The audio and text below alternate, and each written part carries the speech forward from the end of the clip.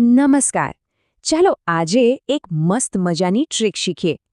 શું કોઈને ખબર છે કે પોતાની ગમતી વેબસાઇટને બસ એક ક્લિકમાં એકદમ પ્રોફેશનલ એપ જેવી બનાવી શકાય? હા, આજે આપણે એ જ જોવાના છીએ. એકદમ સરળ છે પણ બહુ જ કામની વસ્તુ છે. તો ચાલો શરૂ કરીએ.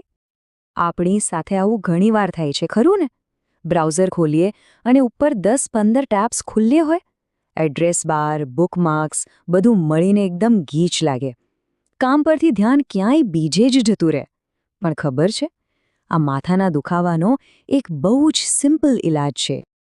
જરા આ સ્ક્રીન પર નજર કરો. ફરક સાફ દેખાય છે.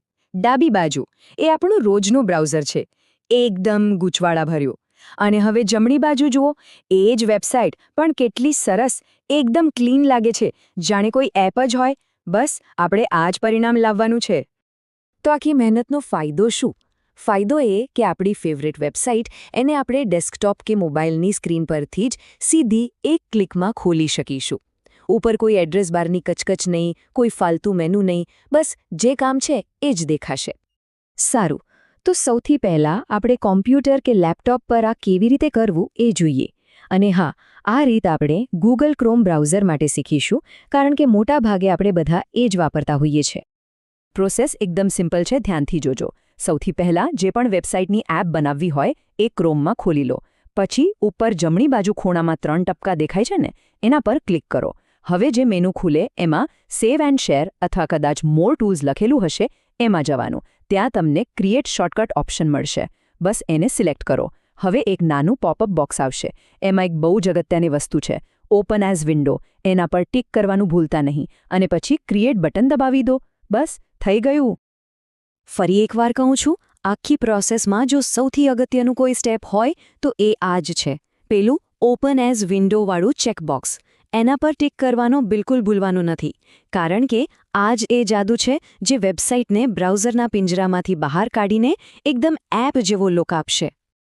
ઓકે, કોમ્પ્યુટરનું તો સમજાઈ ગયું. હવે વારો છે એન્ડ્રોઇડ ફોનનો. ચાલો જોઈએ કે મોબાઈલમાં આ જાદુ કેવી રીતે થાય. અને હા, અહીંયા પણ આપણો સાથી રહેશે ગૂગલ ક્રોમ. અરે, એન્ડ્રોઇડમાં તો આ કામ સાવ રમતવાત છે. સાંભળો, ક્રોમમાં વેબસાઇટ ખોલો. ઉપરના 3 ટપકા પર ટેપ કરો. મેનુમાં તમને એડ ટુ હોમ સ્ક્રીન અથવા તો ક્યારેક ઇન્સ્ટોલ એપ જેવો ઓપ્શન દેખાશે. બસ એના પર ક્લિક કરી દો અને થઈ ગયું. નવી એપ હોમ સ્ક્રીન પર હાજર. હવે આમાં પણ એક મજાની વાત છે.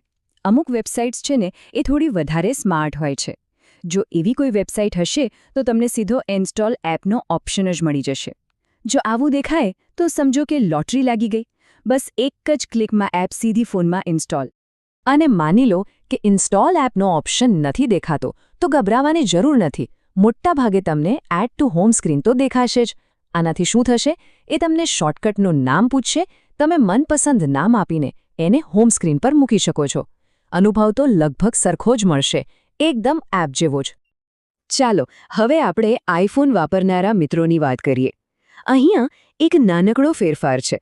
આઈફોનમાં આ ટ્રીક માટે આપણે ક્રોમ નહીં પણ એપલના પોતાના સફારી બ્રાઉઝરનો ઉપયોગ કરીશું. રીત થોડી જુદી છે પણ છે એકદમ સહેલી. તો આઈફોન વાપરતા હો તો શું કરવાનું? સૌથી પહેલાં સફારીમાં વેબસાઇટ ખોલો. હવે નીચેની બાજુએ જે શેર બટન દેખાય છે ને, પેલું ચોરસ જેમાંથી ઉપરની તરફ તીર નીકળે છે, એના પર ટેપ કરો. એક મેનુ ખુલશે. એમાં થોડું નીચે જશો એટલે એડ ટુ હોમ સ્ક્રીન લખેલું દેખાશે. બસ એને સિલેક્ટ કરો. છેલ્લે ઉપર જમણી બાજુ એડ પર ટેપ કરી દો. લો, થઈ ગયું કામ. એપ તૈયાર છે. તો જોયું, કમ્પ્યુટર હોય, એન્ડ્રોઇડ હોય કે પછી આઈફોન, કોઈ પણ ડિવાઇસ પર આપણે મનગમતી વેબસાઇટને એપ બનાવી શકીએ છીએ. અને માનો, આનાથી કામ કરવાનું કે બ્રાઉઝિંગનો આખો અનુભવ જ બદલાઈ જાય છે. ચાલો એકવાર ફટાફટ એના ફાયદાઓ પર નજર કરી લઈએ. તો આ બધું કરવાથી આપણને મળશે શું? નંબર 1, એક જ ક્લિકમાં સીધો એક્સેસ, કોઈ બ્રાઉઝર ખોલવાની ઝંઝટ નહીં.